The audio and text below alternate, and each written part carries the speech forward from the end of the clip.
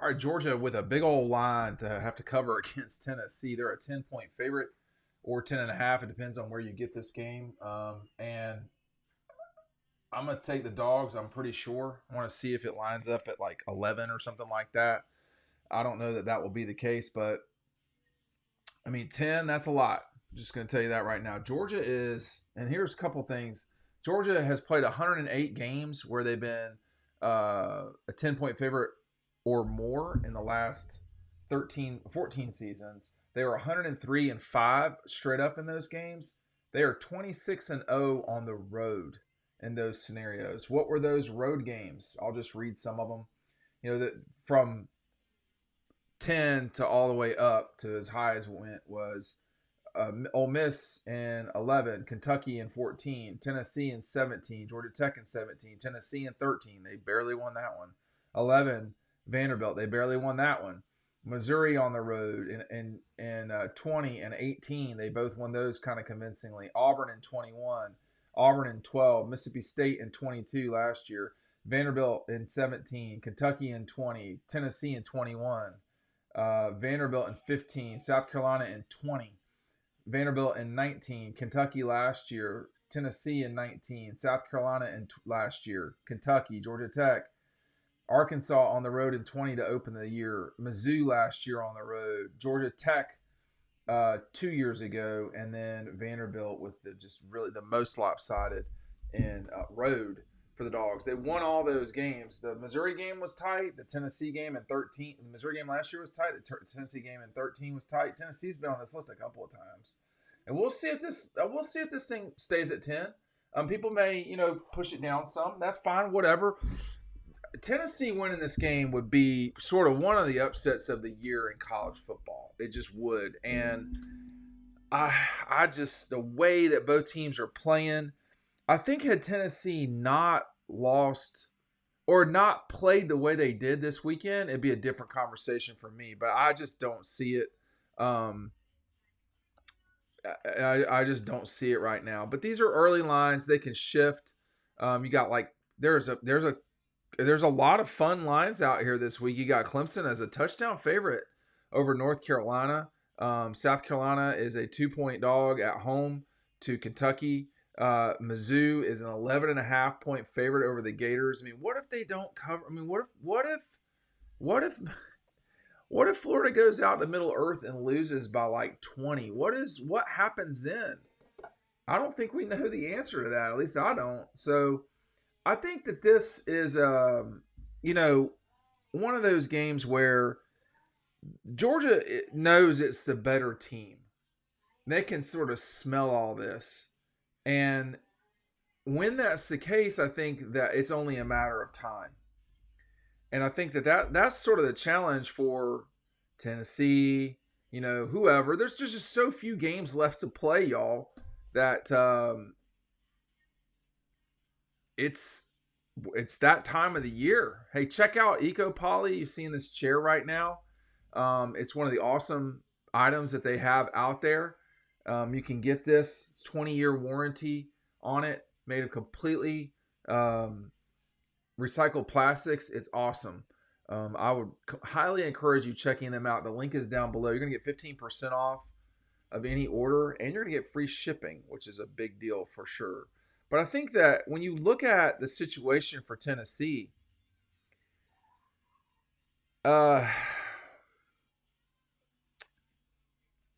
you'd rather be playing better with Georgia coming into town. You'd rather be playing better with Georgia coming into town, but they're not.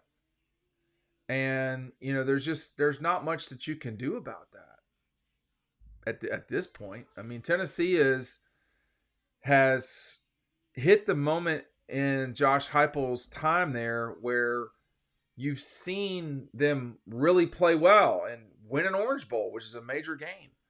And now they're going to have to fight their way to 8-4. I think it is.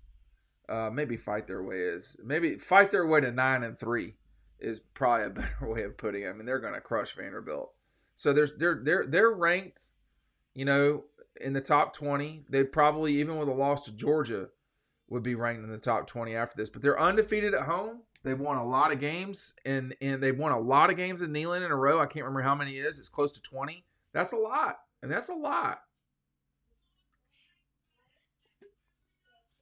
There's only 3 teams in the league this year. Excuse me. There's only 4 teams in the league this year that are undefeated at home, and they're all at near the top of their division. So Ole Miss, LSU, Georgia, and Tennessee. Now Tennessee probably cost itself a New Year's Six bowl game right there. I think it looks like Ole Miss and Mizzou will both get one, and probably the loser of Georgia, Alabama. I don't. Well, we got a little bit of ways to go for the national championship race to unfold, but I don't really know how this is going to shape up with the bowl games. A lot will depend on how what happens with Texas and Florida State specifically, because both the SEC champion is going to get in, and the two will go to the New Year's Six bowl. Almost certainly, I would say the Peach Bowl, but I don't know that to be sure. But I just this is a Georgia team that's really playing well. I think the 2 teams that are playing have gotten better as the season's going on are Georgia and Alabama. I mean, they look to me like the best. They're surging at the right time. Mark Schlabach, our buddies at ESPN, Mark Schlabach, and I don't know how to pronounce this other guy's name. Kyle Bonagura have Georgia playing Michigan in the national championship in Houston. Georgia playing in the All-State Sugar Bowl. That is probably what will happen. Like, if nothing strange happens, I would think what Mark and I'm going to say Kyle and Mark have here is accurate, if I'm guessing, which is these games here: Michigan versus the winner of the Pac-12 in the Rose Bowl to wrap up the Rose Bowl's traditional role, and then the Sugar Bowl, which has not had the same decades worth of tie-ins with the SEC, but it's had almost a 50-year relationship with the SEC. So those 2 games, that would be a tremendous season for Georgia. Playing the Noles, they're at almost a 9:00 kickoff. That's going to be a late night if that's what happens. I also think it's becoming more clear that the SEC championship is probably a terminal game. I don't know. I think Texas, there's just so much going on there nationally with so many teams still sort of in this thing that you could see some really curious things pan out. But the Orange Bowl has its own rules that are different than all of the other bowls in that they have to take the highest Big Ten or SEC team, and possibly Notre Dame, but Notre Dame's not going to be there. So that could kind of goof up who doesn't get a New Year's Six game and the Peach Bowl and all this stuff. So there's all that. But I will be curious to follow this as time goes on. But for Georgia, it's pretty basic, man. I mean, if you are winning the games that you're playing in, you will host at the Sugar Bowl in red jerseys on Bourbon Street in New Orleans, New Year's Day of 24.